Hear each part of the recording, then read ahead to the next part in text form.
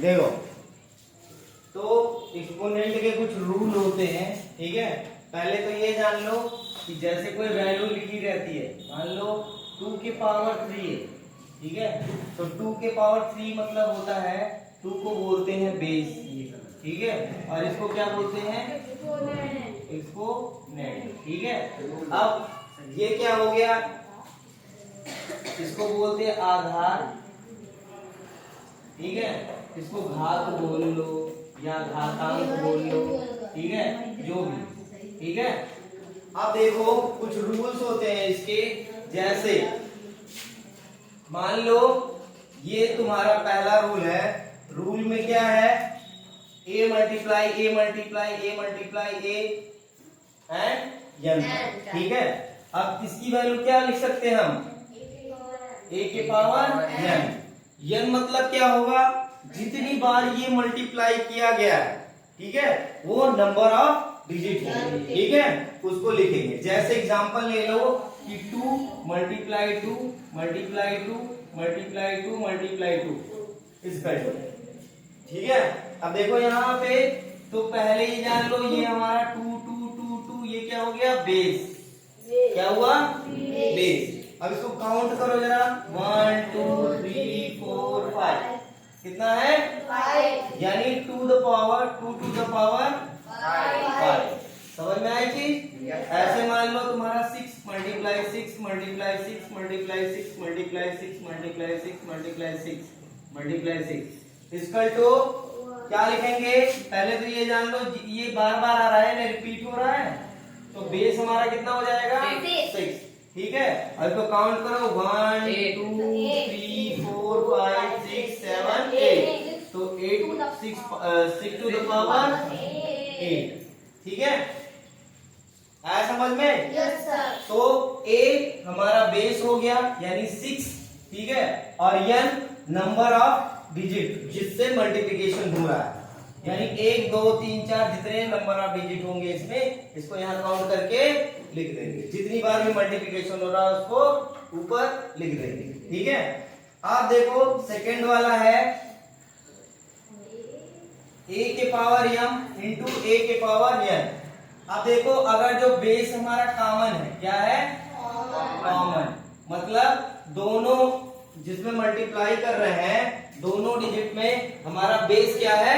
Common है, same है, ठीक है। तो हम क्या करते हैं, इसको बेस को ऐसे ही लिख लेंगे, और a के पावर m इंटू a के पावर n की वैल्यू क्या हो जाएगी? a के power m plus n।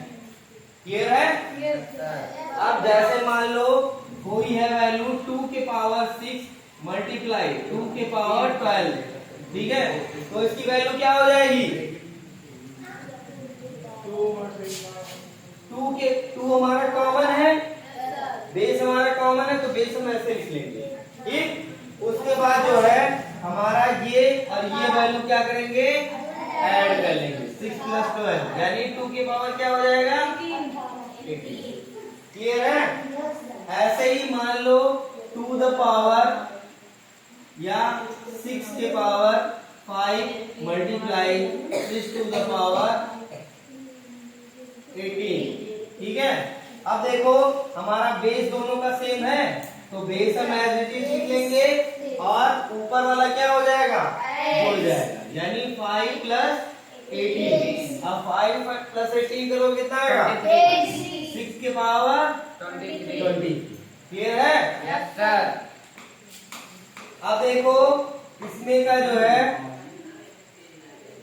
a के पावर m अपॉन a के पावर n है, ठीक है। तो इसकी वैल्यू क्या होती है? a के पावर m माइनस n, ठीक है। ये होता कैसे है? अब a के पावर m है, हम जब नीचे वाले को ऊपर लेके जाएंगे तो ये हो जाएगा मल्टीप्लाई a के पावर माइनस n, ऐसे तो लिखते हैं। फिर जब इसको हम देखेंगे पहले वाले रूल में रख के, तो यहाँ पे अभी हम भूल जाओ कि माइनस लगा है, ये m है और ये n है, तो a की पावर क्या आ जाएगा? m प्लस n, ठीक है। अब ये देखोगे तो इसकी वैल्यू कितनी हो जाएगी? a के पावर m माइनस। क्लियर है?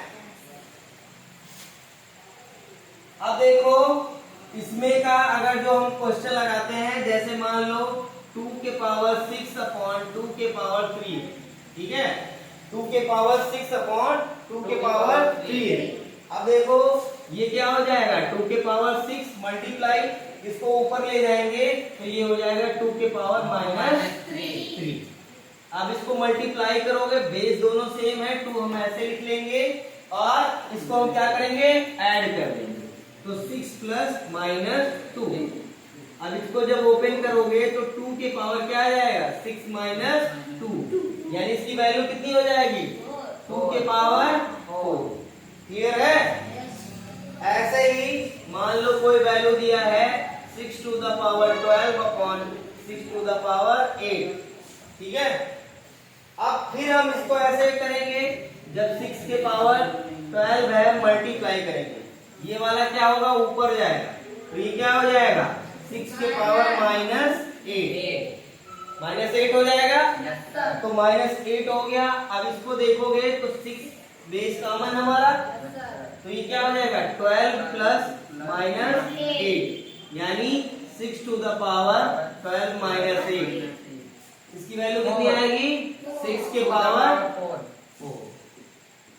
क्लियर है सबको? Yes sir.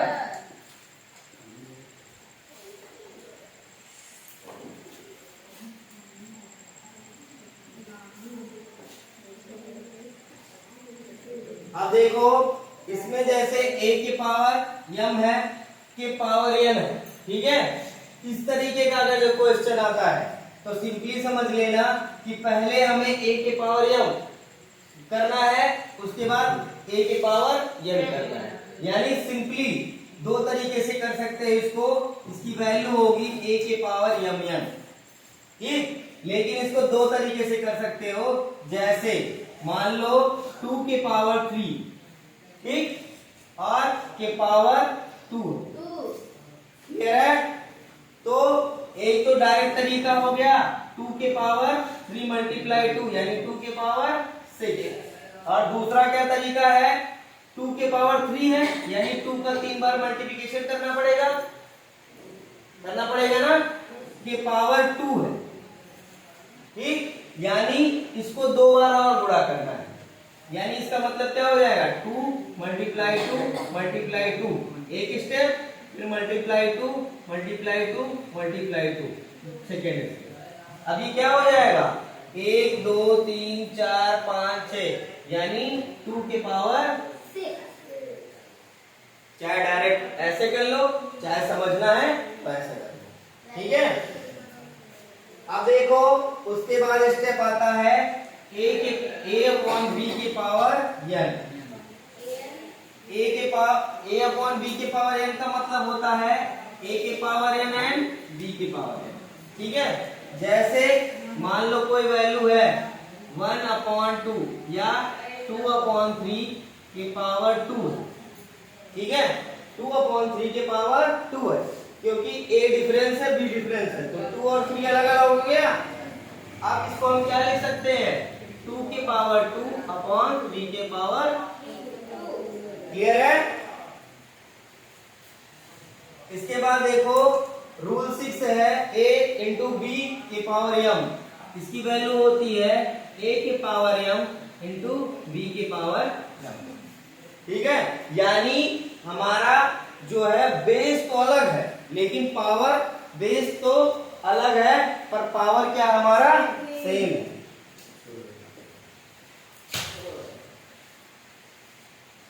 ठीक है। बेस हमारा अलग है पर पावर सेम है, यानी अगर जो ऐसे कोई वैल्यू रखी हो 2 इंटू 3 के पावर 2, यानी इसकी वैल्यू क्या होगी, 2 के पावर 2 मल्टीप्लाई 3 के पावर 2, क्लियर है।